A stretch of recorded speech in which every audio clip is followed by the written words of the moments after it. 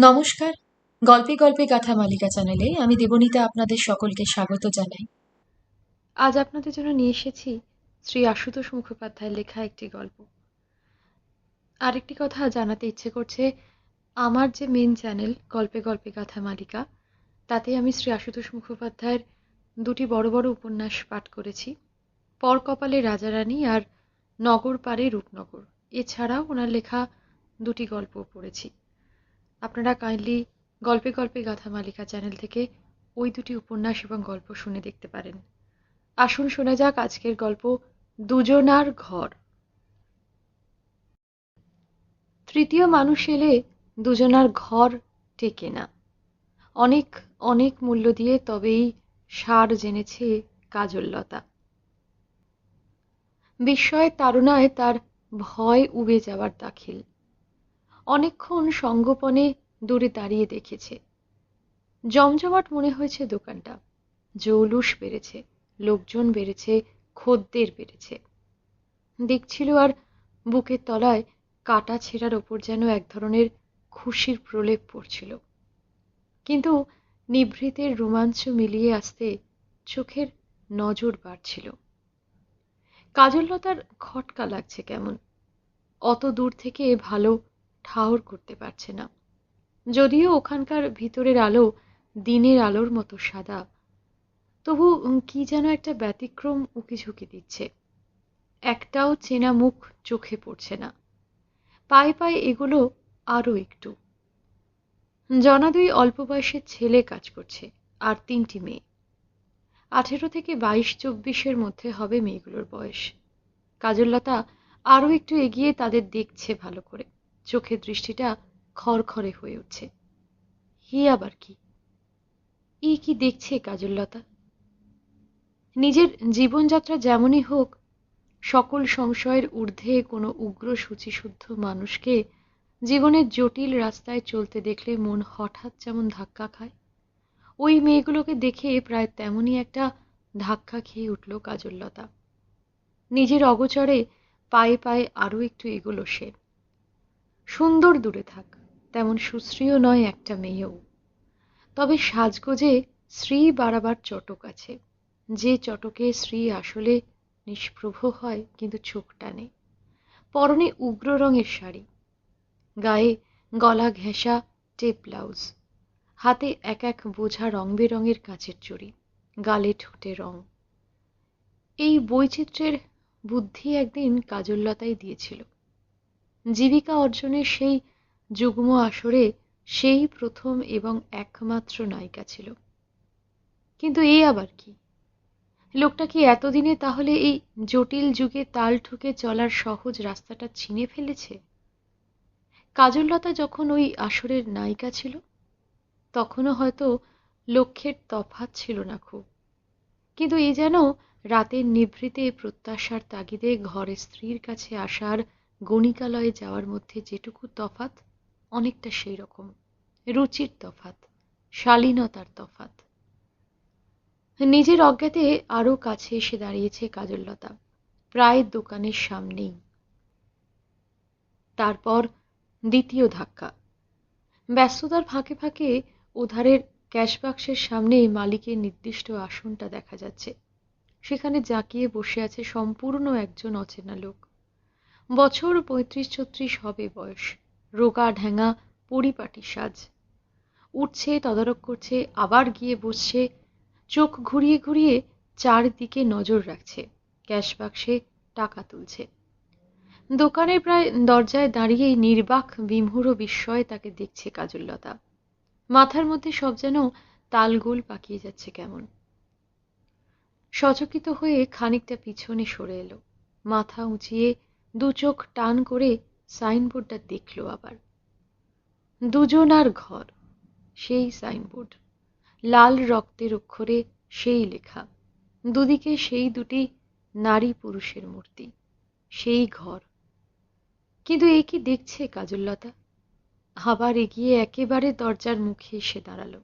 আবার ফ্যাল ফ্যাল করে চেয়ে দেখতে লাগলো, বিশেষ করে মালিকের আসনের সেই লোকটাকে। দুজনার ঘর জমজমাট বটে, যেমন তারা আশা করেছিল একদিন। প্রায় তেমনই। সে আর রাধাকান্ত। কাজললতা আর রাধাকান্তের দুজনার ঘরের ওই বাইরের দিকটা বহু লোকের সমাবেশের প্রত্যাশাতেই খোলা ছিল। না, দুজনার ঘর বলতে সত্যিই দুজনার বাসের ঘর এটা নয়, কোনো কাব্যের ব্যাপারও নয়। এটা একটা সাইনবোর্ড। ওই সাইনবোর্ডে বড় বড় জলজলে রক্তের হরফে ওই কথা কটি লেখা। লেখার দুপাশে নিপুণ রঙের প্রলেপে একটি পুরুষ মূর্তি আর একটি রমণী মূর্তি আঁকা। দুজনে দুজনের দিকে চেয়ে আছে। এই চাউনিটুকু বড় জীবন্ত। দুজনার ঘর বলতে দুজনার ঘর গড়ার উপকরণ জোগানোর দোকান এটা। বিজ্ঞাপনের চটকে বস্তু জগতে ভাগ্য বদলের অনেক বিস্ময়কর নজির আছে। কখন কোনটা যে জনতার মনে দাগ কেটে বসবে বা চোখে ঘোর লাগাবে তার স্থিরতা কিছু নেই। দাগ পড়ল কি ঘোর লাগলো অমনি কপাল ফিরল। দুজনার ঘরের এখন অন্তত সেই কপাল। দলে দলে মেয়ে পুরুষ আসছে, জিনিস কিনছে, বেরিয়ে যাচ্ছে। যে কোনো বয়সের স্বামী স্ত্রী অথবা যুগ্ম দ্বৈতা এই পথে চললে ওই সাইনবোর্ডটা তাদের চোখ টানবে। পরস্পরের দিকে চেয়ে তারা মুখ টিপে হাসবে। কিছু কেনার থাকলে তারা এই দোকানেই ঢুকে পড়বে। দূরে দাঁড়িয়ে দাঁড়িয়ে তারপর নিজের অগোচরে একটু একটু করে কাছে এসে এসেও এই দৃশ্যই দেখছিল কাজললতা ঘন্টার পর ঘন্টা। কিন্তু সত্যিই এ কি দেখছে সে? মালিকের আসনে লোকটা কেন? চোখে পলক পড়ে না কাজললতার। দোকান ঘেঁষা ফুটপাতে যাতায়াতের পথে দাঁড়িয়ে আছে। কত লোক যে তাকেই লক্ষ্য করে যাচ্ছে হুঁশ নেই। লক্ষ্য দোকানের মালিকও করলো এক সময়। ভিতরের ভিড় কমেছে, তাই দেখছে। তারপর অনেকবারই চোখ গেল সেদিকে। উঠে এলো এক সময়, সবিনয়ে জিজ্ঞাসা করলো, আপনি কিছু নেবেন? ভিতরে আসুন না। কাজললতা থতমত খেলো এক প্রস্থ। তারপর লোকটাকে আবার দেখলো একটু। ভিতরে এসে দাঁড়ালো সে।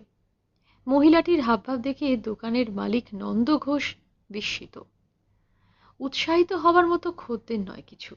আট পরে বেশবাস, মোটা সোটা গরণ, কপালে নয়া পয়সার থেকে বড় জলজলে সিঁদুরের টিপ।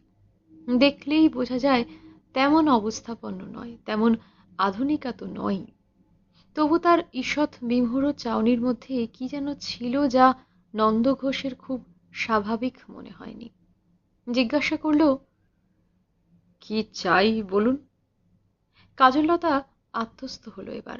কিছু বলতে হবে। অস্ফুট স্বরে বলল, মালিককে। নন্দ ঘোষ এরকম চাওয়ার জন্য প্রস্তুত ছিল না খুব। আমি মালিক, বলুন কি বলবেন। তার মুখের ওপর কাজললতার চাউনিটা বদলাতে লাগলো আবার। শূন্য দৃষ্টি লোকটার মুখের ওপর ঘুরল বার কয়েক। কি বলবে বা কিছু না বলে দোকান থেকে বেরিয়ে আসবে কিনা ভেবে পেল না। আর নন্দ ঘোষের মনে হলো যা বলতে চায় এই অপরিচিতা তা বোধহয় এত লোকজনের সামনে বলতে পারছে না। এখন ভিড় আরো পাতলা হওয়ায় ওই ছোড়াছুড়িগুলো এদিকেই ফিরে ফিরে তাকাচ্ছে। এই অজ্ঞাত রমণীর প্রতি তার একটু কৌতূহল হলো কেন কে জানে।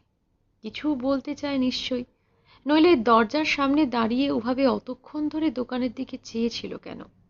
আর ভিতরে এসেই বা মালিকের খোঁজ করলো কেন? আচ্ছা, এইদিকে আসুন।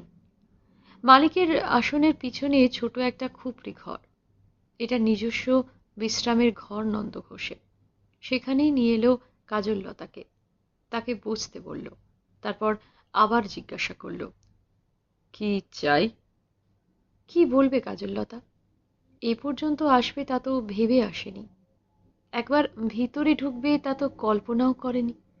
এই আসা এই বসা সব নিজের অজ্ঞাতসারেই ঘটেছে। কিন্তু জবাব কিছু দিতে হবে। লোকটা চেয়ে আছে। সেই নাকি মালিক এই দুজনার ঘরের। তার ব্যবহারেই হয়তো লোকটার চাউনি সন্দিগ্ধ হয়ে উঠবে কেমন। জবাব মাথায় এলো চকিতে। উদ্ভট কিছু নয়, নিতান্ত প্রয়োজনের জবাব, বাস্তব জবাব। মনে হওয়ার সঙ্গে সঙ্গে একটা উদ্গত অনুভূতি দমন করে নিতে হলো আগে। এই পরিবেশ, এখানকার বাতাসই হঠাৎ যেন আষ্টে পৃষ্ঠে জড়িয়ে ধরতে চাইল তাকে। এই চেষ্টাই আগে করবে বই কি কাজললতা? দরকারও তো। যদি হয় তারপর সবই জানতে পারবে। নন্দ ঘোষের মুখের উপর তার ডাগর দুই চোখ আটকালো আবার। বলল, একটা চাকরির জন্য এসেছিলাম, খুব দরকার, দেবেন? না, এবারে আর নন্দ ঘোষ খুব বিস্মিত হয়নি। এই রকমই কিছু যেন মনে হয়েছিল তার। শোনা মাত্র তার ঘাড় নাড়ার কথা। এ যাবৎ আগে ২-৫টা মেয়ে তার কাছে চাকরির জন্য এসেছে। তাদের হাবভাব অবশ্য এরকম ছিল না। তারা এসেছে, সবিনয়ে চেষ্টা করেছে, তারপর চলে গেছে। কিন্তু এর বেলায় নন্দ ঘোষ কেন যে মাথা নাড়তে পারল না তক্ষুনি জানে না। রমণীটির প্রতি গোড়াতেই তার চোখ পড়েছিল কেন, মুখের দিকে চেয়ে সেটাই আগে বুঝে নিতে চেষ্টা করল। সামনের চেয়ারটায় বসল এতক্ষণে। পকেট থেকে সস্তা দামের সিগারেট বার করে ধরালো। ব্যবসায়ীর তির্যক দৃষ্টি। কাজললতা প্রতীক্ষা করবে, ব্যগ্র প্রত্যাশা। লোকটার একটা হাঁ বা না এর ওপর যেন জীবন মরণ নির্ভর। এই ব্যাকুলতাই যে তার সপক্ষে কাজ করছে জানে না। শোনার অপেক্ষায় ফর্সা মুখ ঘেমে উঠেছে তার। নন্দ ঘোষ ভাবছে, যেন ভাবছে ঠিকই, আর আড়ে আড়ে তাকিয়ে বুঝতে চেষ্টা করছে কেন চোখে পড়েছিল তার। ওই অত বড় জলজলে সিঁদুরের টিপটার জন্যই বোধ হয়। মুখখানা বড়সড়, চওড়া, আর বেশ ফর্সা, তাই বোধহয় মানিয়েছে ভালো। তাকালেই দুই চোখ আগে ওই সিঁদুরের ধাক্কা খায়। থাকা হয় কোথায়? আপনি তুমি বর্জন করে একটা নির্লিপ্ত প্রশ্ন নিক্ষেপ করল নন্দ ঘোষ। এই কাছেই, বস্তিবাড়ির একখানা ঘরে। আর কে আছে? কাজললতাকে চেষ্টা করতে হয়নি, মুখ দিয়ে আপনি নির্গত হয়েছে, মা। খুব মিথ্যে বলেনি কাজললতা। 7 দিনের চেনা ওই বুড়ি যদি মা না হয় তো মা আর কে? স্বামী কোথায়, কি করে? প্রশ্নের ফাঁকে ফাঁকে ভেবে নিচ্ছে নন্দ ঘোষ। সম্মুখবর্তিনীর সচকিত বিবর্ণ মূর্তিটা তাই ভালো করে চোখে পড়েও পড়ল না। নিলে কেমন হয় তাই ভাবছে সে। বৈচিত্র্যের দিকটা ভাবছে। যে মেয়েগুলো আছে দোকানে তারা অতি আধুনিকা। ওই কেমন হাওয়া আজকাল, নইলে তাকালে তো গা রিরি করে নন্দ ঘোষের। কিন্তু খদ্দের তো কত রকমেরই আছে। অনেকের হয়তো তারই মতো গা রিরি করে। সে স্থলে এই বৈচিত্র্য দেখলে হয়তো চোখ জুড়োবে। মুখশ্রী বেশ কমনীয়, মিষ্টি। তার উপর ওই জলজলে সিঁদুরের টিপ চোখ টানেই। তার যখন টেনেছে কত খদ্দেরের টানবে ঠিক কি।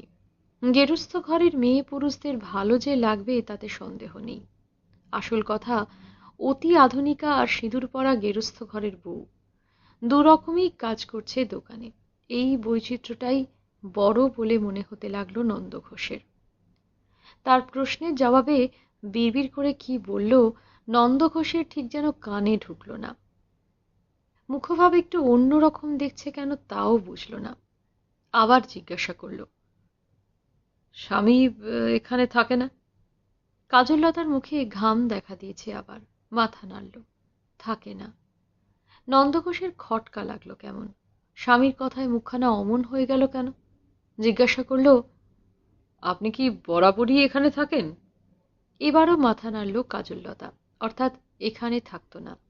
কিন্তু মুখ বুজে থাকলে হবে না জানে।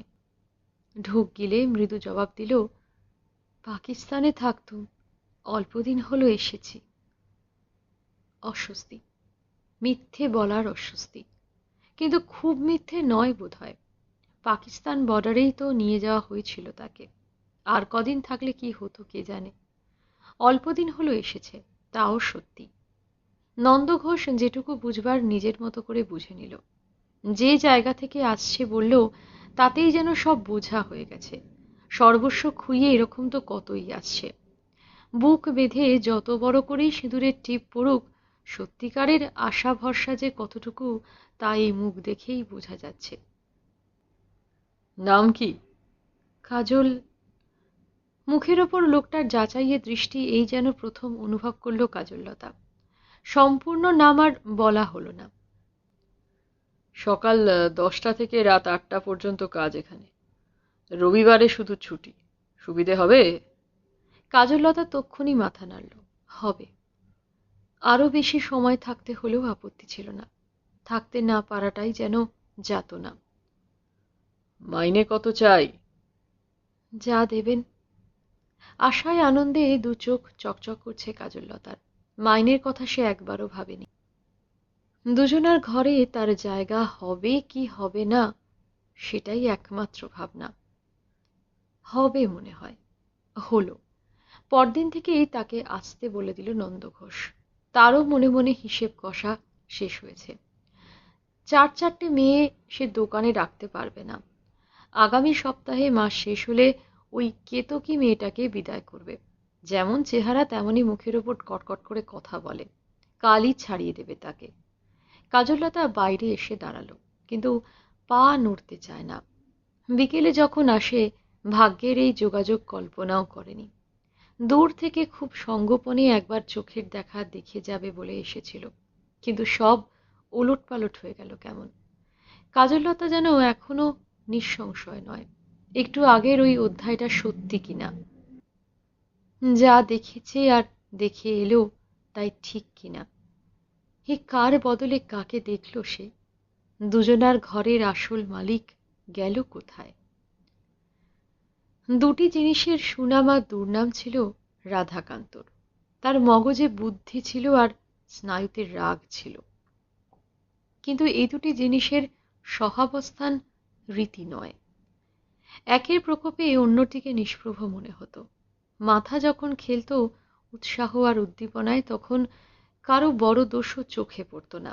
আবার স্নায়ু যখন চড়ত, তখন মন গড়া ত্রুটি আবিষ্কার করে ত্রাসের কারণ হয়ে উঠতেও দেরি হতো না। কিন্তু অবস্থার ফেরে স্নায়ুর উপর যত হাত পড়েছে, মগজের উপর তত নয়। স্টুডিওতে চাকরি করত, সিন সিনারি আঁকার কাজ। সে আর বটুক একসঙ্গেই কাজে ঢুকেছিল। ঠিক একসঙ্গে নয়, বটুক কদিন আগে ঢুকে তাকে ঢুকিয়েছিল। বটুকের মুখ ভালো চলে।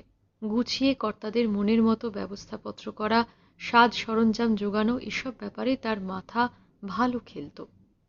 কিছুকাল চাকরি করার পর কাঁচা টাকা রোজগারের পথটাও ভালোই চিনেছিল।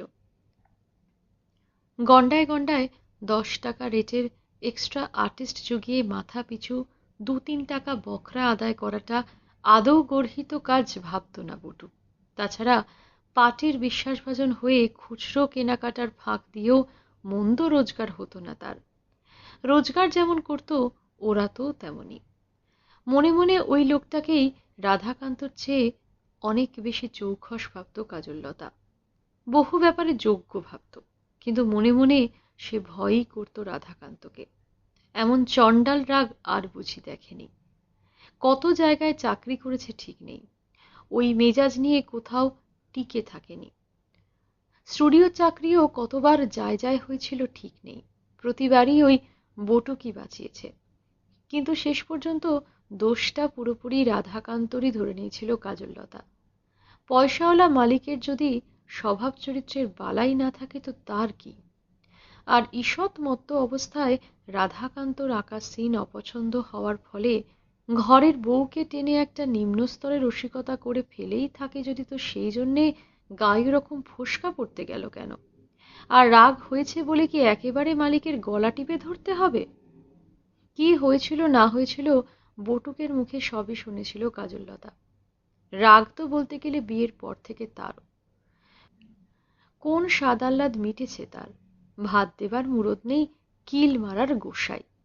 অথচ কত রকম স্বপ্নই না ছিল বিয়ের আগে। যে ঘরের মেয়ে কাজললতা, বিয়ের আগে তার রীতিমতো প্রতিপত্তি ছিল বলা চলে 5 জনের কাছে। ওর মতো সুন্দরী গোটা ব্যারাকের মধ্যে আর একজনও ছিল কিনা সন্দেহ। তার বাবা ছিল পুলিশ ব্যারাকের বাজার সরকার, তাই স্বামীর থেকেও বটুকের কাজটা অনেক বেশি পছন্দ হতো তার। তাছাড়া বটুক তার শিক্ষা দীক্ষার কদরও করতে জানত। ক্লাস 9 পর্যন্ত পড়েছিল কাজললতা, সেটা ওদের পরিবারে কম কথা নয়। এই লেখাপড়া আর এই চেহারা দেখেই পরন্ত মানিবংশের ছেলে হয়েও তাকে মনের আনন্দে নিজের ঘরে নিয়ে গিয়ে তুলেছিল রাধাকান্ত। কিন্তু দুদিন না যেতে রূপের কদর, শিক্ষার কদর সব যেন ঘষা পয়সা। তার উপর উঠতে বসতে শাসন। কাজললতার একটু সাজতে গুজতে ভালো লাগে, বিকেলে একটু রাস্তায় এসে দাঁড়াতে ভালো লাগে, আর সিনেমা দেখতে আর সিনেমার গল্প শুনতে কত যে ভালো লাগে তার ঠিক নেই। এই জন্যে কি লোকটা কম গঞ্জনা দিয়েছে তাকে? এঁটে উঠতে পারে না শুধু বটুকের সঙ্গে। দুজনার ঝগড়া হয়, রাগারাগি হয়, কিন্তু বটুকের স্বভাব উল্টো বলে আবার ভাবও হয়। তাছাড়া উপকার তো কম করে না, ভাব না করে যাবে কোথায়? বটুক যখন সিনেমার গল্প করে বা কখনো জোর করে সিনেমায় নিয়ে যেতে চায়, অনেক সময় ইচ্ছে না থাকলেও লোকটা বাধা দিতে পারে না। চাকরি যাওয়ার পর দিনে দিনে মেজাজের উন্নতি হতে লাগলো রাধাকান্তর। মুখের দিকে তাকাতে ভয় করত কাজললতার। এদিকে দিন চলে না এমন অবস্থা। সেই দুঃসময়ে বটুক একটা মস্ত লোভনীয় প্রস্তাব দিয়েছিল কাজললতাকে। দিন পিছু 10 টাকা হারে ছবিতে মুখ দেখাতে আপত্তি কি কাজললতার? কোথাও একটু কাঁদতে হবে, কোথাও একটু হাসতে হবে, কোথাও বা কিছুই করতে হবে না। সপ্রতিভভাবে একটু কাজ করতে পারলে উন্নতিও অবধারিত। 10 টাকাটা 20, 25, 50-এও গিয়ে ঠেকতে পারে একদিন বটুকেরই হাত। সে অনায়াসেই ব্যবস্থা করে দিতে পারে। রাধাকান্ত বাড়ি ছিল না। কাজললতা তার জন্য অপেক্ষা করছিল আর বাতাসে সাঁতার কাটছিল। তারপর রাধাকান্ত বাড়ি আসতেই বটুকের প্রস্তাবটা আরো পল্লবিত করে তার চোখের সামনে তুলে ধরেছিল। রাধাকান্তর বুঝতে সময় লেগেছিল একটু, শেষ পর্যন্ত বুঝেছিল ঠিকই। সেই মুখের দিকে আর সেই চোখের দিকে চেয়ে কাজললতা সব ভয়ে পায়ে পায়ে সরে দাঁড়িয়েছিল। ভয়ে কাটছে। আর ঠিক সেই মুহূর্তে বটুকের একদিনের গল্প মনে পড়ে গেল তার। কবে নাকি এক পরিচিত জ্যোতিষ দুই বন্ধুর হাত দেখে রাধাকান্তকে বলেছিল, রাগটাগগুলো সামলাও একটু, কবে না খুন করে ফাঁসি কাটে ঝুলতে হয়। হঠাৎ মনে হলো সেই বীভৎস খুনি উকিঝুঁকি দিচ্ছে লোকটার চোখে মুখে। সেই কটা ত্রাসের মুহূর্ত কাজললতা ভুলবে না বোধহয়। এর পরের দিনই ফেরবার জন্য উঠে পড়ে লেগেছিল রাধাকান্ত। দেশে কিছু জমি জমা ছিল, চেষ্টা চরিত্র করে তাই বিক্রি করে এলো। হাসি মুখ। তার হাতে ৩,৫০০ টাকা। কাজললতার কাছে প্রায় অবিশ্বাস্য অঙ্কের টাকা। রাধাকান্তর মন স্থির। চাকরি আর নয়, গোলামি আর নয়, বরাত জোরে ভালো ঘর পেল একটা। অবশ্য তার জন্য সেলামি গুনতে হলো ১,০০০ টাকার উপর। তারপর দিন কতক নাওয়া খাওয়া ভুলে নিজের হাতে সাইনবোর্ডে নকশা করতে বসলো। দোকানের নাম শুনে তখন হেসে বাঁচেনি কাজললতা। দুজনার ঘর, মাথায় আসেও। সেই সাইনবোর্ড শেষ হতে চোখে পলক পড়ে না কাজললতার। মাঝখানে বড় বড় লাল আগুনের হরফে দোকানের নাম, আর দু মাথায় দাঁড়িয়ে পরস্পরের দিকে চেয়ে আছে একজন মেয়ে আর একজন পুরুষ। মুচকি হেসে রাধাকান্ত মেয়েটাকে দেখিয়ে বলেছিল, তোমার মুখের আদল এনে দিলাম। শোনার পর কাজললতার মনে হচ্ছিল সেই রকমই যেন খুশিতে আনন্দে তাগিদ দিয়েছিল, ওই লোকটার মুখও বদলাও। রাধাকান্ত বলেছে, দোকানে কেউ ঢুকবে না তাহলে। দোকান হয়েছে, স্টেশনারি আর ছোটখাটো হুঁশিয়ারি মিলিয়ে একসঙ্গে দোকান। এই সঙ্গে নৈমিত্তিক ঘরকন্যার সামগ্রীও কিছু রেখেছে। দোকান করতে বসে রাধাকান্তর নেশা চেপে গেল যেন। কম করে আরো ১,০০০-১,৫০০ টাকা চাই চাই। এবার স্ত্রীকেই পরামর্শ দিল টাকাটা বটুকের কাছ থেকে ধার পাবার চেষ্টা করতে। নিজে চাইলে দেবে কিনা সন্দেহ, কিন্তু কাজললতা চাইলে নিরাশ করবে না হয়তো। যেমন করে হোক জোগাড় করে দেবে। দিল, ধার করেই এনে দিল নাকি। বলা মাত্র এত টাকা ধার পায় যে, তার উপর কাজললতার একটু শ্রদ্ধা বাড়াও স্বাভাবিক। দোকান চলতে লাগলো। কাজললতাও যখন দোকানে কাজ করার প্রস্তাব দিল, রাধাকান্তর খুশি ধরে না। লোক তাহলে আর একজনের বেশি রাখতেই হবে না। আর স্বামী স্ত্রী দুজনে দোকান চালাচ্ছে, এই বৈচিত্র্য যে লোক টানবে তাতে তার একটুও সন্দেহ ছিল না।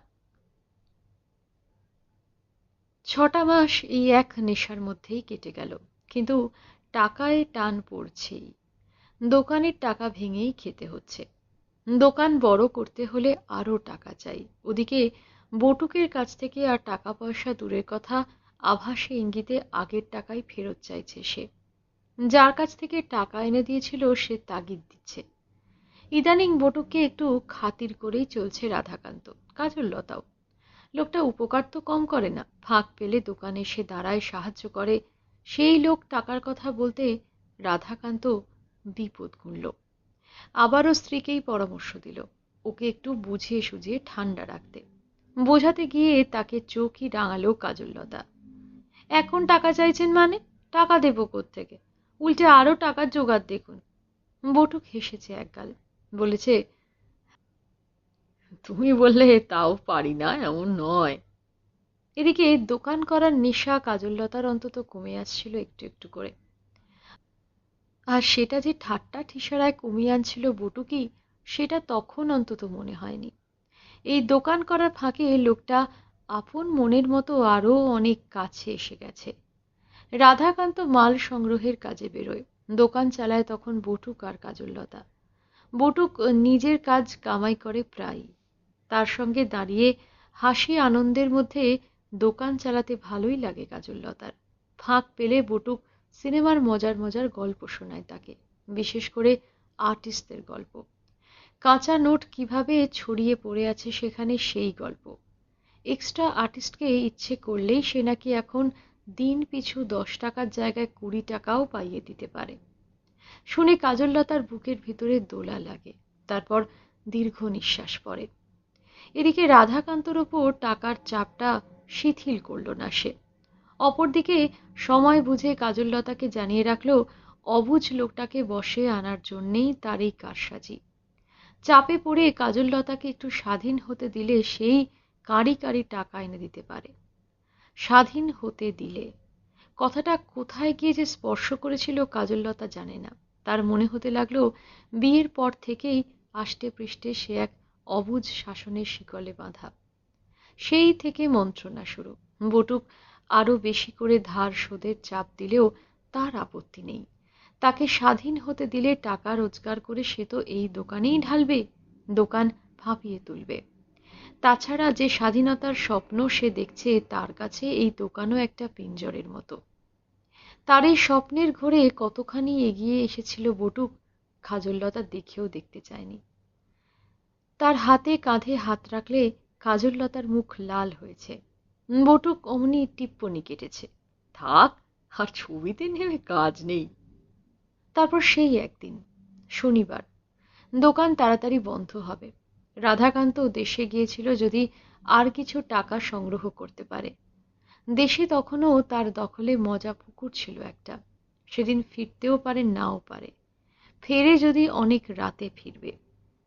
কিন্তু আসলে রাধাকান্ত যে কোথাও যায়নি সেটা এরা কেউ জানতো না। যথাসময়ে দোকানের লোহার দরজা টেনে দেওয়া হয়েছে, কালো ভারী ক্যানভাসের পর্দাটাও। দুজনে ঘেঁষাঘেঁষি দুটো টুলে মুখোমুখি বসে তন্ময় হয়ে জল্পনা কল্পনা করছে। কেমন করে ঘরের অবুঝ লোকটাকে বোঝানো যায়, কি কৌশলে কাজললতা এটুকু স্বাধীনতা আদায় করতে পারে। তার একটা হাত বটুকের হাতের মুঠোয়। সন্ধ্যা কখন পেরিয়ে গেছে খেয়াল নেই। কখন লোহার গেট সরেছে, কখন পুরো ভারী পর্দাটা নড়েছে, তারা টেরও পায়নি। পাবে কি করে? উঁচু কাউন্টারের ওধারে ওদিকে ফিরে দুটো নিচু টুলে বসে দুজনে। তবু ষষ্ঠ চেতনা বলে আছে কিছু বোধ হয়। কাজললতা মুখ ফিরিয়ে তাকিয়েছে এক সময়, পরক্ষণে ভয়ে বিবর্ণ পাণ্ডুর একেবারে। দুজনেই। কাউন্টারের ওধারে রাধাকান্ত দাঁড়িয়ে। কিন্তু কাজললতা কি দেখেছিল সেই চোখে, আর সঙ্গে সঙ্গে কি মনে পড়েছিল তার? মৃত্যুর আঘাতে স্তব্ধ পশুর শেষ অব্যক্ত যাতনার অব্যক্ত হিংসা যেন গলে গলে পড়তে দেখেছে ওই দুটো চোখে। আর সঙ্গে সঙ্গে মনে পড়েছে সেই জ্যোতিষীর কথা, খুন করে ফাঁসি কাটে ঝোলার কথা। কেমন করে দোকান থেকে তার সামনে দিয়ে বেরিয়ে এসেছিল কাজললতা জানে না, আর কি করবে এখন তাও জানে না। চমকে ফিরল। বটুক প্রায় সঙ্গে সঙ্গেই বেরিয়ে এসেছে। তারপর, হ্যাঁ, তারপর দূরে, অনেক দূরে পালিয়ে আসার পর পরপুরুষের লোলুপ হিংস্র বিভৎসতা আর নির্দয় নগ্ন অত্যাচারী দেখেছে সে। গা ঢাকা দিয়ে থাকা দরকার বুঝিয়ে বটুক পাকিস্তান বর্ডারে এনে ফেলেছিল তাকে। সময় আর সুযোগ বুঝে তাদের ফেরার কথা, কিন্তু ফিরেছিল কাজললতা একাই, খুব সঙ্গোপনে, বটুকের চোখে ধুলো দিয়ে। বটুকের নেশা কেটেছে। কুৎসিত দর্শন লুঙ্গি পরা লোকের সঙ্গে গোপনে সলা পরামর্শ করতে দেখেছিল তাকে কাজললতা। তার মতলব বুঝেছিল, সেই দিনই পালিয়েছিল। 7 দিন হলো কলকাতায় ফিরেছে। তাকে আশ্রয় দিয়েছে প্রায় অন্ধ এক বুড়ি।